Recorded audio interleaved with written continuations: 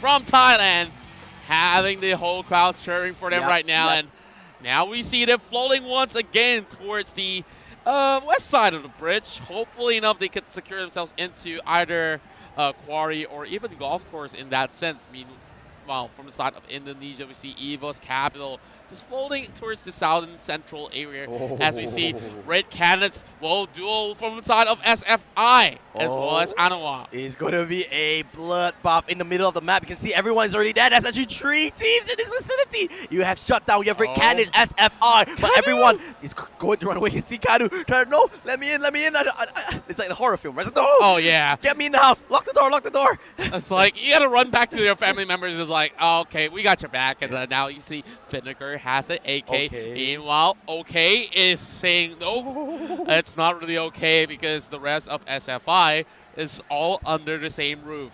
Now found himself a Scar and will possibly go in for a challenge here. Oh my, Few has a few words to say as Lord takes him down with the M60. But Jamil does get traded off there. Good kills coming out from Petch as well. So both teams, they do kill off a couple of members here and there. But Putch as well, he went to the open field. What? That's questionable play coming in. I mean, but it's Rick Candace that actually got the kill.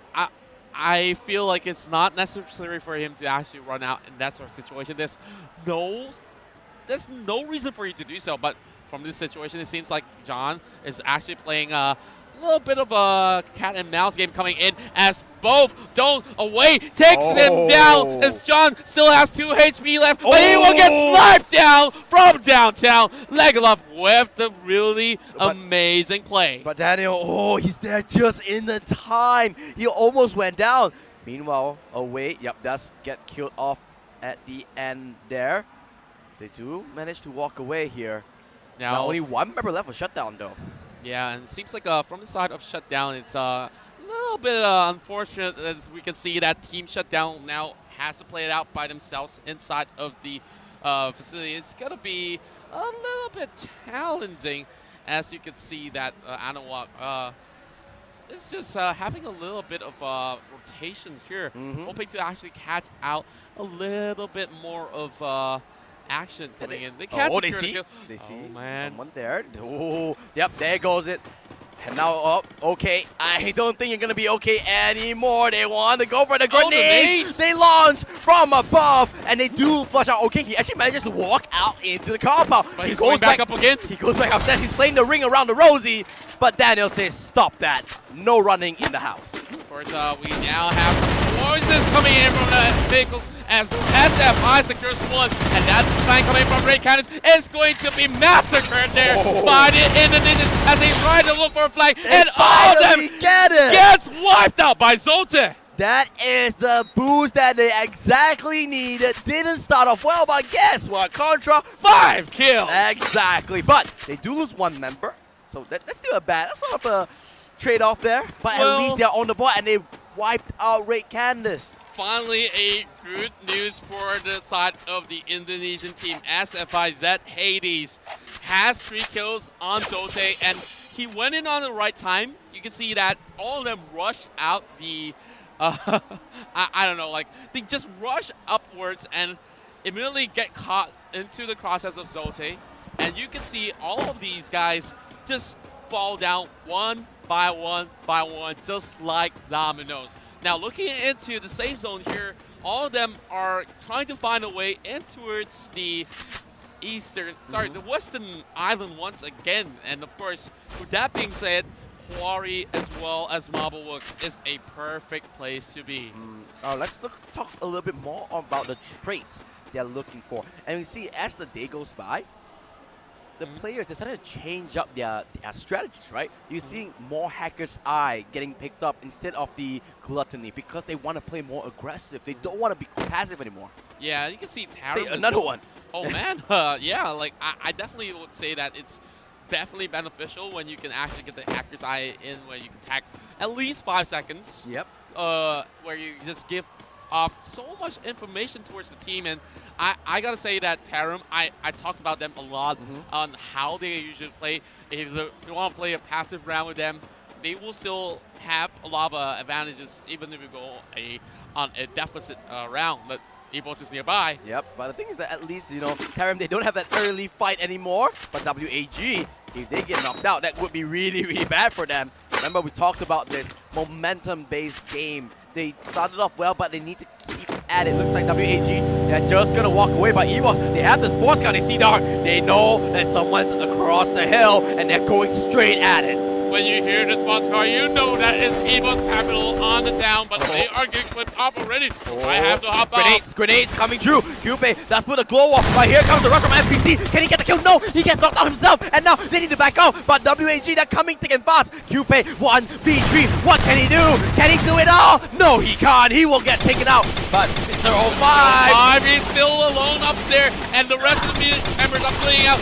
We'll have more on his feet, and now another blue wall comes out as Zero going in for the rush, and WAG wants that final blow and sends them off in another rotation there. Oh man! The last member is Mr. 13. Can he do it? It is a 2v1 situation, but this has hampered WAG so much. They have lost 2 members. This is going to be hard for them to win it. Mr. 13 puts down the glue wall. What's going? Oh, the headshot! And Shadow HP says, Mr. 13, sit down! And EVOS out and about. Look at the damage scores coming in from WAG. 3.6k and GPS not too far behind, but WAG with that beautiful hit start. I told you about EVOS, right? Like, they always want to get this rotation. They disrespected on how much firepower the enemies had, and now they pay the price time and time again. They cannot afford to make this sort of same mistakes anymore. The thing is that they're in this position where they need points as well, right? So yeah, but they need to go all out. They need to make sure they do get this extra points. It's sort of like a lottery where, hey, if it works out really well. If it doesn't work out well, basically we just saw it, right? Literally crashed and burned. And thinking that Kai has his all Terra members over on the bridge, and they are looking to actually rotate out of that situation. Terra actually taking a little bit of a turn. Meanwhile, they are trying to deal with Croissant, which is on that tower right now. Snija. Snija, he knows. She definitely knows. He goes for the shoot. He gets the shot as well. Croissant, he wants some retribution for her team. Can he go for it? Immediately, Snija goes for the mech hit, and he goes for the rush. Can he get Croissant? No, he's the one that gets gunned down from far range. And immediately the glue wall came out. That means no trade kills. Great play coming out from TOP, but Snija, she basically just suicided herself. Oh man, I say that it was just a little bit of a flick coming in. And of course, good shots. Definitely got it right on the hand. And to be fair, Snija didn't really have enough health. She was already damaged at the get-go. So with that being said, Snija being left out alone had to fall. It was not a really good push. She should have went in for a little bit more meds before they commit into the second flank coming. Okay, now things had slowed down again, Contra. Yeah. Now no more gunfights. We're used to this pace a little bit more. Let's look at the map, the grand scheme of things. Look at Northern section. You can see that SPAS, of course, having a really good position because they can actually pick people up on the bridge. And of course, having Croissant already marked, it means that they can challenge Tarim. And eventually, if the side of Tekka CRM wants to cut across with the Firefox, maybe they may be in danger as well. Yeah, meanwhile though, still have 9 teams alive, 31 players in this server. Meanwhile, No Mercy is still out and about, but remember, WAG Anahuac is just guarding that Firefox on that bottom side. As we see the new zone, SPS basically made this zone.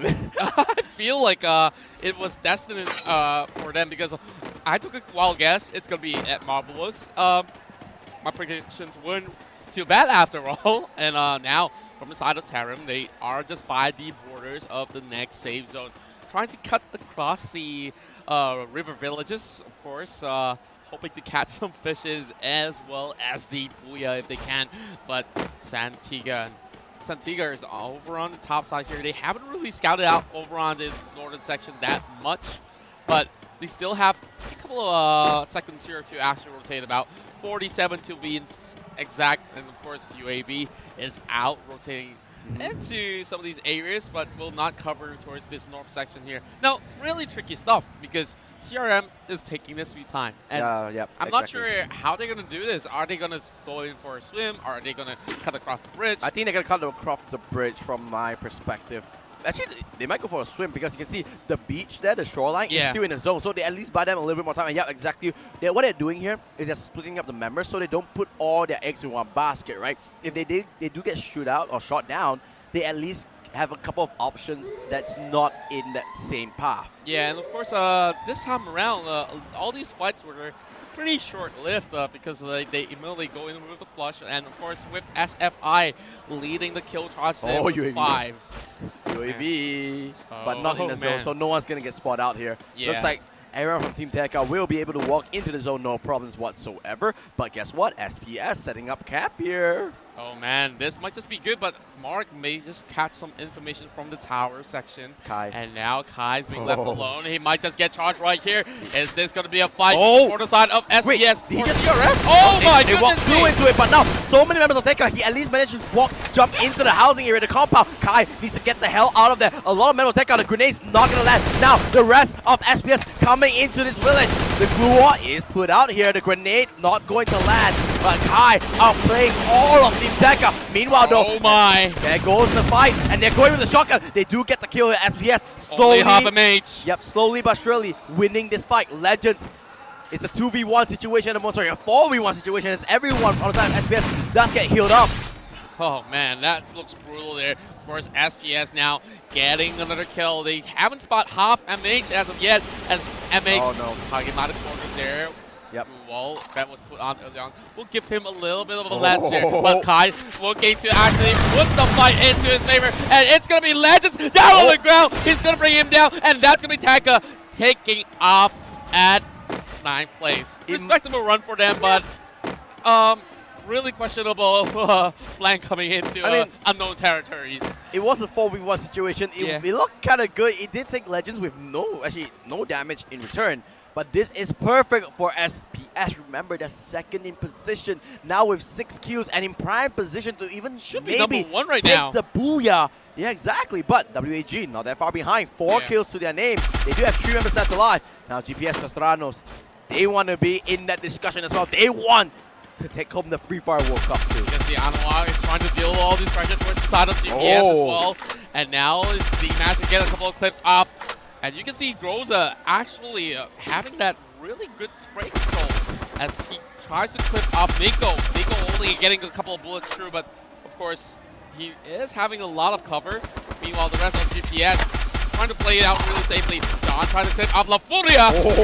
Oh man, that's gonna hurt. They do have a couple of grenades between them, but it looks like they're holding on to it because they think it's a little bit too far. Yeah, range. it's a little bit far. I mean, if you have the M79, maybe. Yeah, that's true.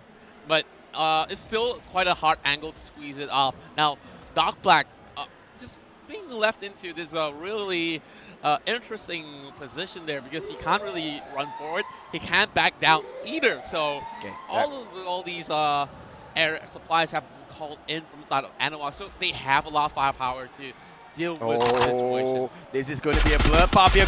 Everyone walking into the vicinity of Anwar. They are the ones with the advantage as they are inside the zone.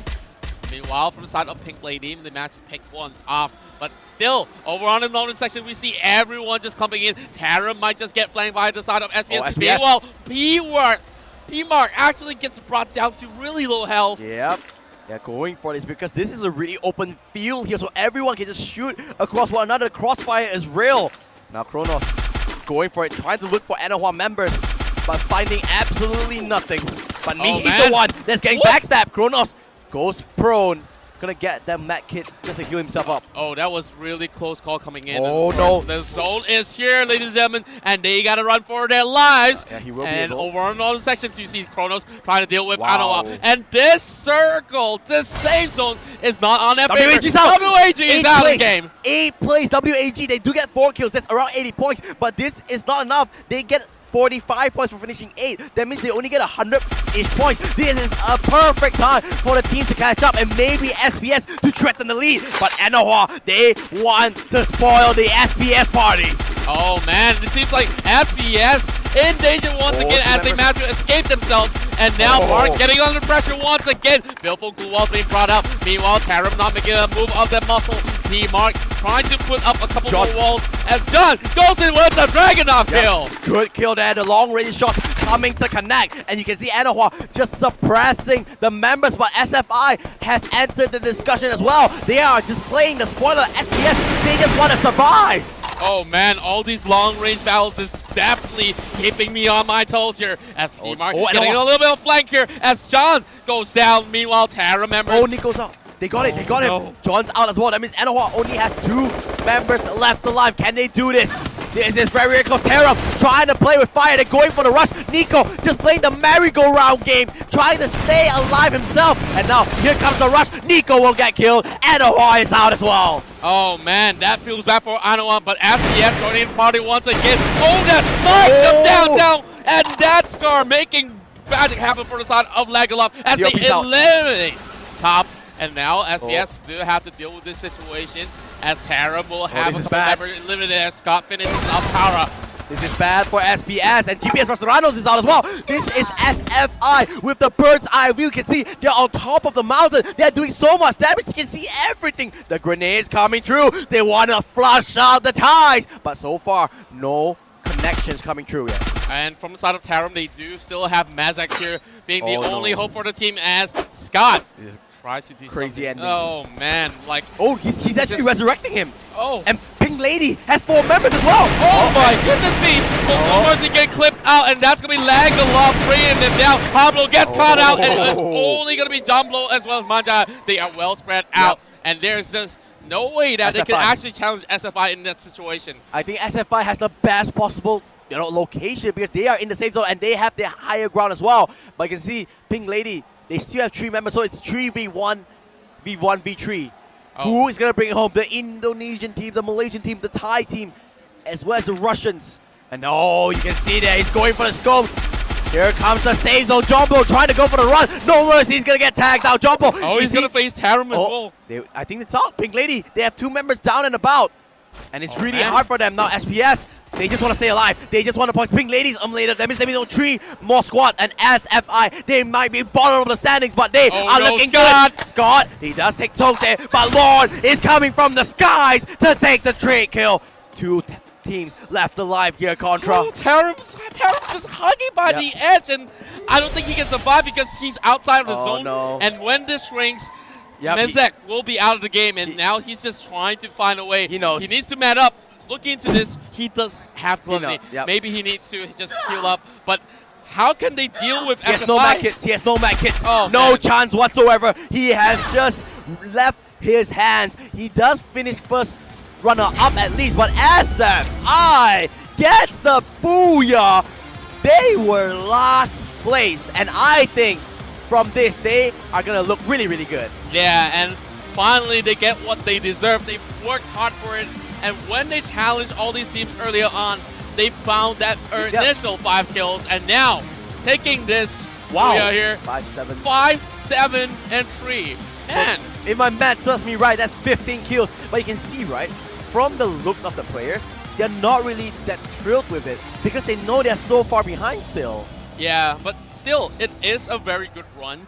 Now that we've concluded this match, let's have a look into the highlights once again. I know what, John, of course, getting one of his early kills of the game. There's so much battle happening towards the capital section there. But Mane, though, the EVOS team just get flushed out too early into the stages. And of course, we talked about the rotation there. Didn't work out for them once again. Yep, they look okay. They look good at the start of it, but EVOS, they were playing with the fire, dancing with death.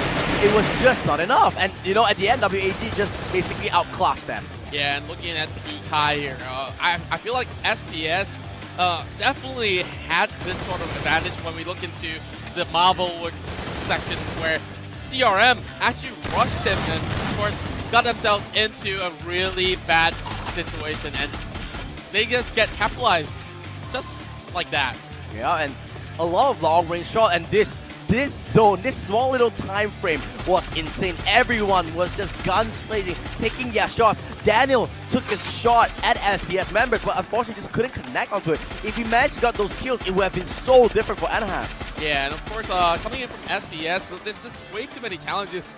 And Tarum, alongside with Anaheim, was in a little bit of a close quarter combat action there. As you can see, they tried to get Mazek, but all the other guys have already been revived. So We also see a crazy Dragunov kill from way afar, and this time around, we also see Pink Ladies moving to the top 4, which is a great news for the Malaysians. Yep, and Pink Lady, I think they finished 4th place here, so that is a respectable finish. We'll obviously climb it up, but the main team here, it has to be SFI, but once again, they were not sure. Look at that. They were like, alright, we got the booyah.